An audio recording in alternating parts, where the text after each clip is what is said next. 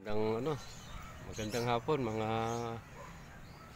ka-islab natin diyan, mga kanomornels.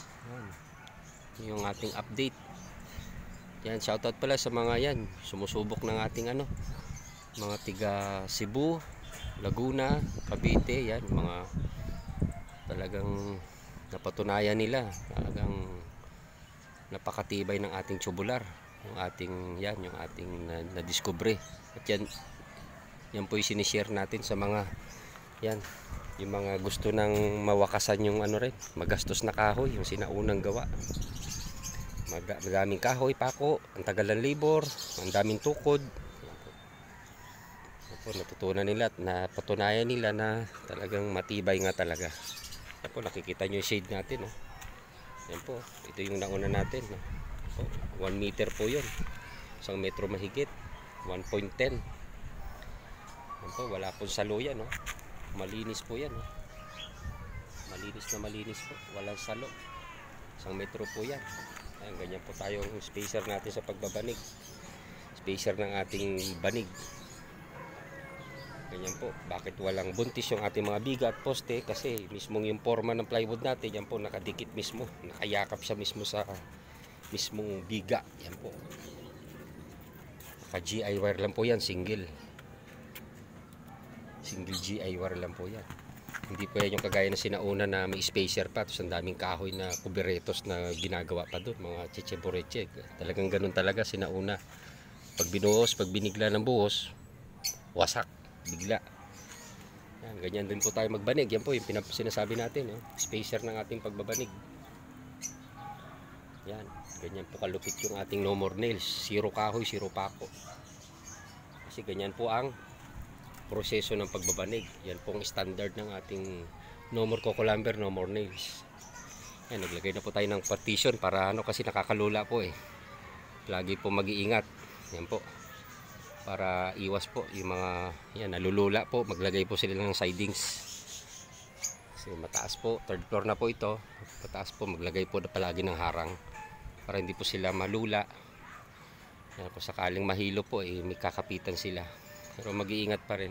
Yan po, may insulation na po, double sided yung ating insulation, 5mm. Yan, ganyan po tayo sidings ng mga biga at poste, ganyan din, nakayakap mismo siya sa mismong anilyo nito po. Ito po, hindi muna natin pinormahan to kasi pagkatapos ng buhos natin dito naman, kasi dudugtungan pa po ito ng shade ng ating tubular, pabalabag papunta doon. Yan, ganyan po tayo, wala pong kahirap-hirap mag sidings. Silang pong binubusisi dyan, yung GI wire single, nakayakap po mismo siya sa mismong biga, katali siya sa anilyo. Yung GI wire natin, yan po, nakatali siya mismo sa anilyo. Hanggang sa loob po, tapos na natin loob. Yan, sidings na po lahat yan. Yan po. Ito po, malinis, wala pong tukod, walang salo. Maliban lang po sa ating runner, ang gitna, yan po. Inangat lang po natin yung ating beam dito. Yan. Nakalalay lang po yan. Wala po kayo makikita kung ano mga naka-scaffolding dyan, naka-cross, naka-sapatos, na wala po. Malinis po ang area.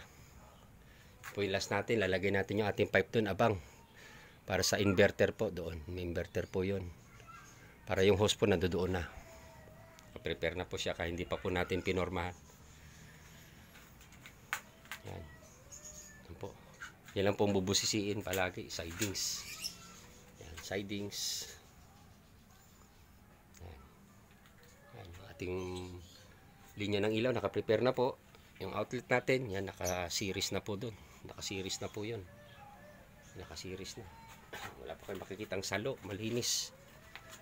Walang tukod, walang kung ano ng mga kahoy diyan na nakaporma, wala po. Yan po, malinis po. Habang nagbubuhos, wala po ayahay.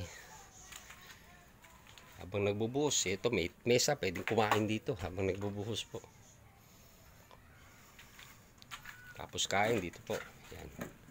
Tapos ng break time sa pagbuhos, mamaya buhos ulit after abutin ng lunch. Yan po, lunch break. Yan, ganyan po tayo sidings. Yan, ilan lang po yung nakaano natin dito, nakaabang sa runner po ng gitna. Yan po, naka-cross yan. Double beam po yan, double biga. Ano, halos wala pa pong 2 feet. Biga na naman kasi yun po tumapat yung ating pader. Dito po walang sinasaluang pader. Yan po, nakalalay lang po yung isa para po dumiretso. Yan, mag-level siya. Yan. Ilan lang po ipa-final yung banig. Tatalian na lang po. Naka ano na po yung ating runner. Yan, naka ano na po siya. Naka butterfly na po yan. Yung ating biga na runner. Naka butterfly na po yan ng GI wire. Naka butterfly. Ganun po siya katindi. Hindi single lang. Naka ano po siya, butterfly.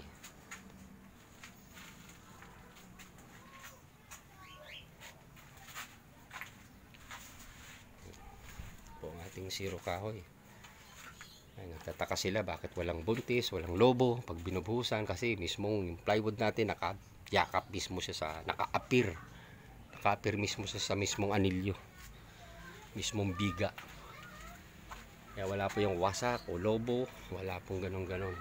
Yan, pagkatapos buhos wala po ibang tatanggalin, walang kahirap-hirap, sidings pa rin, i-release lang yung J-wire, then ano ulit, itatago, itatabi to, magagamit pa po yan.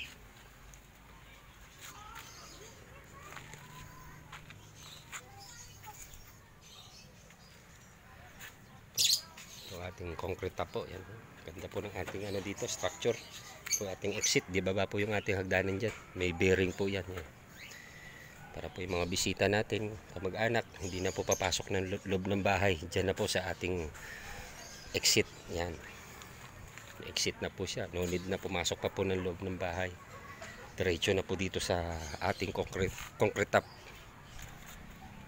2 inches lang po yung ating ano, susundan po natin yan. 2 inches lang po yung ating spacer ng ating banig dyan. Yung shade po na 1 metro na walang salo po kahit isa. Tubo man o kahoy, wala pong nakasalo yan. Yan, after buhos po, puro grills na po yan. Grills, tubular. Yan, square tube. Yan. Square tube po. Gagamitin natin ano dyan. Hindi na tayo magpapader dyan. Dito lang po tayo magpapader sa loob na. Sa hagdan, pagitan. Naka-box po siya. So, mayroon pa po ditong concrete. Yan, shade. Para di po yung ulan. Siyempre. May hagdanan po tayo dito. Papunta naman dito sa taas. Sa CR po. Yan, CR, kitchen doon. May hagdanan po tayo dito. At yun po yung iaabang natin na inverter doon. Nasa ilalim siya. Nasa likod siya ng ating hagdanan dito. Yan, nasa likod siya. Nandun yung inverter. Walang kahirap-hirap po. Ilalapag lang doon yung inverter. Yan, nasa ilalim po siya na hagdan. Pati yung isang inverter po. Sa kabila, dito rin po. Tatabilan sila. Sa kwarto naman na kabila, gasino lang po butasan itong pader. Wala pong kahirap-hirap. Yan po. Po, diretso kisame na po, tapos na yung kisame, may insulation na. Yan po, nasa ilalim po yung ating series ng ating ilaw, linya. Yan, naka-tape na po yan, yung dugtungan po ng ating insulator, naka-tape po yan. Yan po, kung sakali man umulan, hindi pa nagbubuhos, yan po, silyado po yan, hindi po mababasa yung ating kisame o yung plywood natin. Yung diretso kisame natin.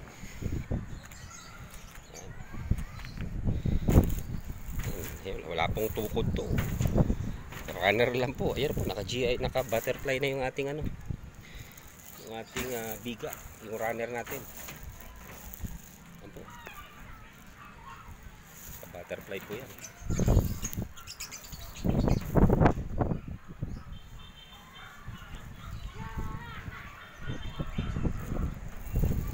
Salamat pa rin sa mga yun po, nanonood ng ating videos at paki-share po.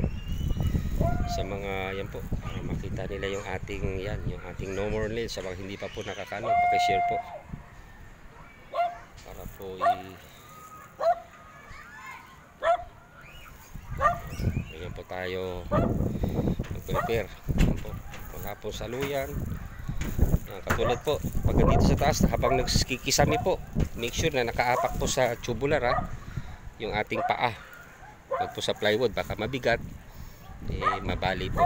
Ingat po palagi habang nagsasahig pa lang, wala pang banig. Make sure na yung tinatapakan po natin ay andun po yung paa natin, nasa tubular po. Yan. Wag po dito sa pagitan, wag bumigay kasi nagsisettings pa lang po ng kisame. Palagi pong titingin kung saan nakaapak para iwas aksidente po, iwas disgrasya. Yan po. Ito yung ating yan, tubular. Kailangan yung po natin naapakan, nandun din po, natapat din siya para hindi po mabali. Kasi pangit naman yung masyadong dikit yung ating tubular, hindi na makikita yung niya. Tama na po yung spacer niya, 40-40 po. Yan, 40-40 ang spacer ng ating o 1 feet pwede naman. Basta i-center lang po natin ito. 1, 2, 3, 4, 5 tubular po dito. Sa kabila naman po 6. 5 po. 1, 2, 6 po. Yan po. 1, 2, 3, 4, 5, 6, 6 po. Kasi putol po dito 6 po yan. Dito po 5 tubular. 5 tubular po dito. Sa kabila po 6. Mas malapad po yung konti sa kabila. Yan po yung ating runner. Naka butterfly na po yan. Konti lang po at bubuhos na tayo. Yung tendency niyan, napakatibay nating tubular. Yan po yung tumapos, nagwakas sa magastos na kahoy, napakadaming pako, sinaunang gawa. Yan po yung tumapos sa madugong kahoy. Napakamahal na ng kahoy ngayon, coco lumber, napakamahal na po ng yung mga gustong matuto ng yan po, itong ating siro kahoy, siro pako po. Panoorin nyo lang po step by step. Yan naman po sinishare natin sa mga mga gusto pong matuto, ng ating mga foreman, mga mason, skilled mason, carpenter. Yan po, diretso kisame na po, wala na pong iba. Diretso ceiling, tapos na pong kisame. Kung i-compare po natin to sa steel deck, hindi po obra steel deck dito, ito po kisame na.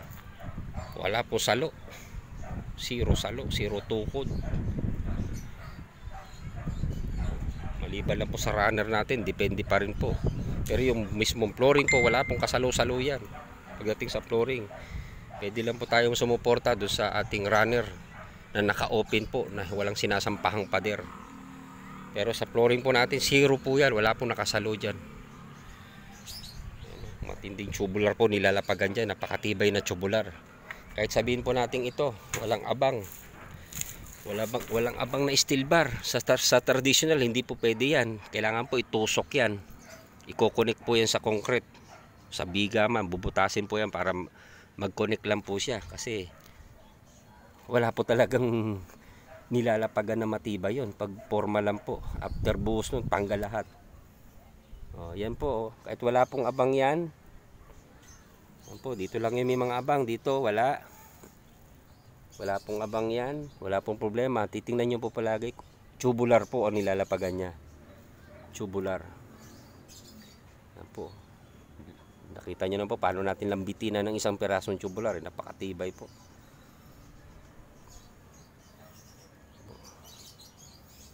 Ano pa po kaya, ilang tubular po yan. Tapos yung tindi pa po ng banig natin, pagbuhos po niyan, ito po yung bumubuhat na ng bigat po. Yan na po, pag nag base po tayo ng binabalot na po natin ng buhos yung banig, ito na po yung kumaano ng hindi na po pa ganun. Kaya ang bigat po niya wala po sa baba, na compare po sa ating traditional na pag-islab. Ang bigat po niya nasa baba lahat. Ang diin po, ito po wala, nakahang po yung bigat niya, nakahang. Wala po sa flooring, sa base o sa ground, wala po. Ganun po yung kaibahan ng sinaunang pag-islab, traditional, mga old school na pag-islab. Ang bigat po nasa base, nasa ground. Ito po nakahang po, wala po sa ating ground flooring ang bigat.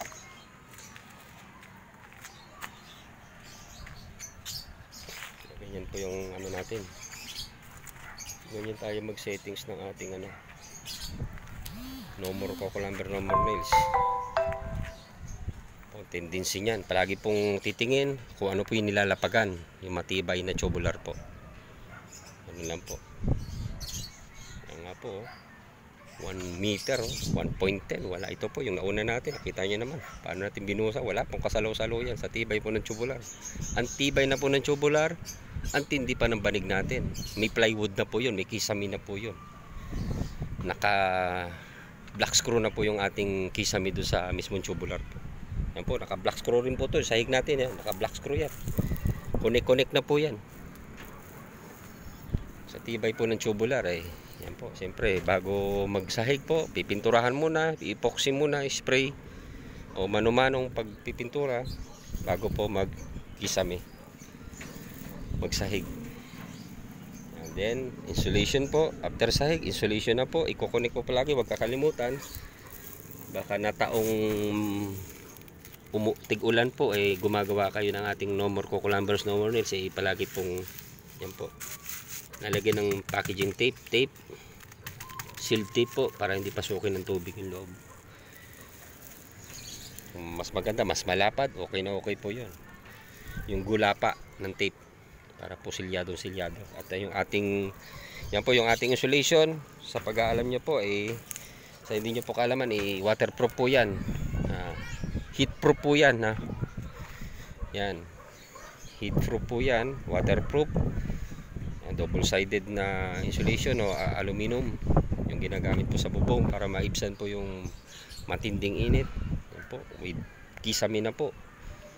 Yan, yung ating Nomor Cocolumber with ceiling. Yan po, pwede mag double ceiling, wala pong kahirap-hirap, naka-settings na po siya ng ceiling. Tatapla lang po yung hardiplex or plywood. Wala pong, no need na po maglagay ng mga wall angle, mga metal frame, wala na pong mga ganun.